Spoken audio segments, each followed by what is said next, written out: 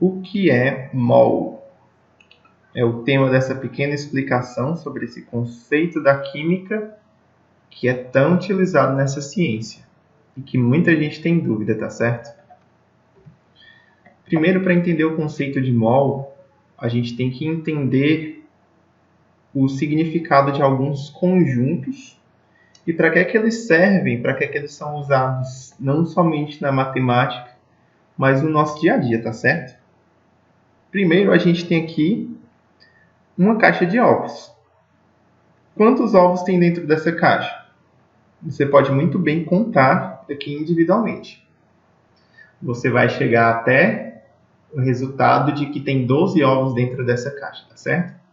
A gente pode dizer que tem 12 unidades, uma bandeja de ovos contendo 12 unidades, ou também a gente pode dizer que tem uma dúzia de ovos ali, tá certo? E a gente sabe que uma dúzia é igual a 12 unidades. Percebam que, ao falar uma dúzia, eu estou utilizando um número somente. Eu só tenho uma dúzia de ovos. Mas que essa dúzia, ela significa que tem mais unidades contidas dentro dela, tá certo? Quantas unidades são? 12. Se eu disser que eu tenho duas dúzias, quantas unidades eu teria? 24 unidades, tá certo? E assim em diante. Outro exemplo de conjuntos. Aqui eu tenho lápis. Eu tenho necessariamente uma dezena de lápis, tá certo? Porque eu tenho 10 unidades, ou seja, se vocês contarem aqui, vão perceber que eu tenho 10 lápis. Se eu tenho 10 unidades, ou seja, 10 lápis, é a mesma coisa de dizer que eu tenho uma dezena de lápis. Por último, aqui eu tenho bilas, ou bolinhas de gude, dependendo aí de como você chama. Aqui eu digo que eu tenho uma centena de bilas. Se eu tenho uma centena de bilas, quer dizer que eu tenho 100 bilas, ou seja, 100 unidades, tá certo? Então, essa dúzia, essa dezena e essa centena são conjuntos numéricos no qual eu tenho várias unidades e eu uso esses conjuntos para simplificar. Por exemplo, aqui eu não preciso falar que eu tenho 100 bilas, basta dizer que eu tenho uma centena, tá certo? E a pessoa vai entender normalmente do mesmo jeito. Elas são utilizadas para simplificar a conta, por exemplo. Na química, a gente tem um negócio parecido. Um conjunto numérico utilizado propriamente para a química. Esse conjunto é o mol, tá certo?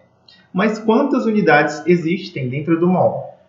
Um mol, necessariamente, ele representa 6,02 vezes 10 elevado a 23 unidades, tá certo? Isso daqui é um número enorme. Por conta desse número ser enorme, a gente precisou simplificar esse número e acabou chamando ele de 1 mol, tá certo? 1 mol é uma medida de quantidade, como vocês estão vendo aqui.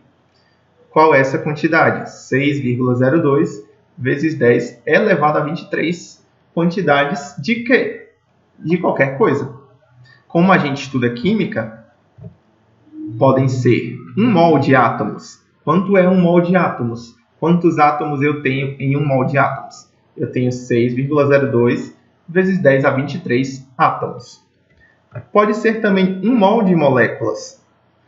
Quantas moléculas existem em 1 mol de moléculas? 6,02 vezes 10 a 23 moléculas, tá certo? Pode ser também 1 mol de bilas. Por que não? Se é uma medida de quantidade. Se eu tenho 1 mol de bilas, eu tenho quantas bilas? 6,02 vezes 10 elevado a 23 bilas. Ok? Agora, para vocês terem uma ideia do tamanho desse número, eu vou mostrar esse número escrito por extenso. Muitas pessoas ainda têm dúvidas por conta disso daqui ser uma notação científica e não saber expressar esse número no papel, não saber interpretar, certo? Então, o que é que eu vou fazer para mostrar esse número por extenso? Eu vou colocando essa vírgula aqui para o lado à medida que eu diminuo esse número, ou seja, à medida que eu multiplicar esse número aqui por essa vírgula vai andando aqui para a direita.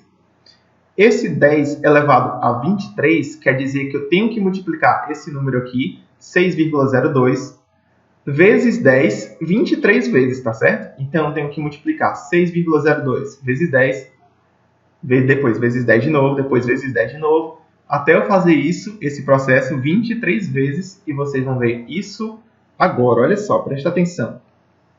À medida que eu multiplico por um 10, o número aqui de cima da potência vai diminuindo, e a vírgula vai andando.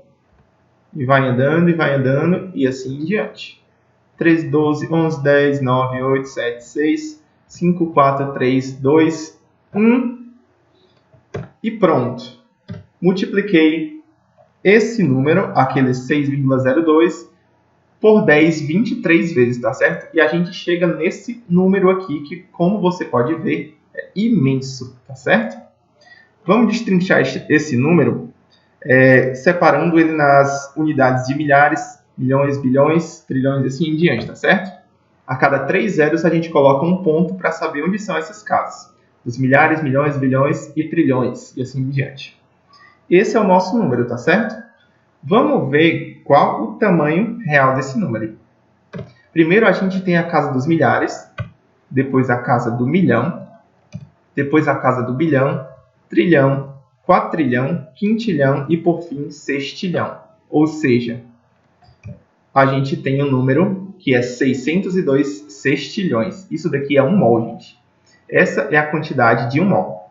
Se eu digo que eu tenho um mol de alguma coisa, quer dizer que eu tenho 602 sextilhões de unidades daquela coisa. Por exemplo, se eu tenho um mol de átomos, eu tenho 602 sextilhões de átomos, tá certo? Agora você me pergunta por que é um número tão grande? Por que escolheram um mol para ser um número tão grande? Porque como na química a gente trabalha com partículas muito pequenas, tão pequenas que não conseguem ser vistas no microscópio, quando a gente trabalha com coisas do nosso mundo macroscópico, por assim dizer, nós temos muitas e muitas mais vezes mais do que esse tanto de partículas aqui. Então, a gente tem que usar um número que a gente consiga representar macroscopicamente, digamos assim, tá certo? Um número que sirva para o nosso mundo macroscópico, que seja significativo. Ok? Vamos utilizar um conceito aqui para fixar bem esse porquê usar um número de mol, tá certo? Aqui eu tenho uma saca de arroz, que por sinal está bem caro atualmente. Se eu te pedisse para você, se eu perguntar quantos grãos de arroz tem nessa saca, você vai saber dizer? De início, não. Você poderia até contar quantos grãos de arroz existem aqui dentro, mas isso demoraria muito. Provavelmente você ficaria entediado ou irritado e pararia de contar, certo? Mas é mais fácil dizer que tem 1 kg de arroz aqui dentro. 1 kg de arroz, ou então você compra 2 kg de arroz, 10 kg de arroz para passar um mês e assim em diante. É muito mais fácil separar essa quantidade em um determinado conjunto numérico, nesse caso é uma unidade, que é o quilograma, do que ir contando grão de arroz por grão de arroz, que é exatamente o que acontece com o número de mol, tá certo? Por exemplo, aqui a gente tem grafite, aquele grafite mesmo, que é uma substância que tem na ponta dos nossos lápis, por exemplo, e o diamante. Ambas essas substâncias são formadas pelo elemento químico carbono, tá certo? Então, se eu te perguntar quantos átomos tem em um diamante, é impossível você contar individualmente quantos átomos tem lá formando aquele diamante ou aquele grafite, tá certo? Mas você pode dizer quantos mols tem ali, porque o mol está aí para auxiliar nessa medida, tá certo? Nessa medida de quantidade. Lembre sempre que mol é uma medida de quantidade de alguma coisa. Como a gente estuda química, essa quantidade geralmente vai ser de elementos químicos, de átomos, ou de moléculas, ou de íons, e assim em diante. Por fim, a gente tem aqui uma fórmula química. A fórmula química da água, tá certo? A equação química de formação da água. A gente tem o H2, que é o gás hidrogênio, a gente tem o O2, que é o gás oxigênio, e a gente tem o H2O, que é a molécula da água, tá certo? Frequentemente a gente vê nos nossos livros e exercícios esses numerozinhos que estão aqui grafados em vermelho. Eles são os coeficientes estequiométricos dessa equação. A gente já estudou estequiometria, tá certo? Eles também podem representar o número de moléculas que estão envolvidas nessa reação. Por exemplo, aqui eu tenho 2 moléculas de hidrogênio mais uma molécula de oxigênio que forma 2 moléculas de água. A gente sabe que na natureza existem muitas zilhões e zilhões e zilhões de moléculas que estão constantemente reagindo e formando um produto, no caso, a água, tá certo? Como essa quantidade é muito grande, a gente sabe que não são só 2 moléculas, por exemplo, que estão reagindo com uma molécula formando 2. A gente tem milhões e milhões e bilhões de moléculas reagindo. É por isso que a gente, ao invés de falar que tem 2 moléculas reagindo com uma molécula, por exemplo, a gente diz que tem 2 mols reagindo com 1 mol, formando 2 mols, tá certo? Porque o mol já é um número, é um conjunto que representa um número bem maior. Como um mol tem 6,02 vezes 10 a 23 unidades, nesse caso, moléculas, a gente faz essa conta utilizando o número de mols, tá certo?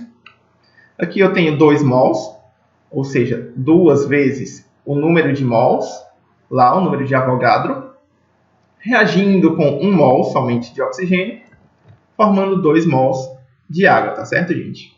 Isso aqui é para mostrar para vocês que na química a gente vai utilizar sempre esse número de mols, que representa o quê? Que representa um conjunto numérico, por assim dizer, que representa uma quantidade significativa de unidades, que na química a gente costuma usar moléculas para representar moléculas, ou átomos, ou íons, e assim em diante, tá certo?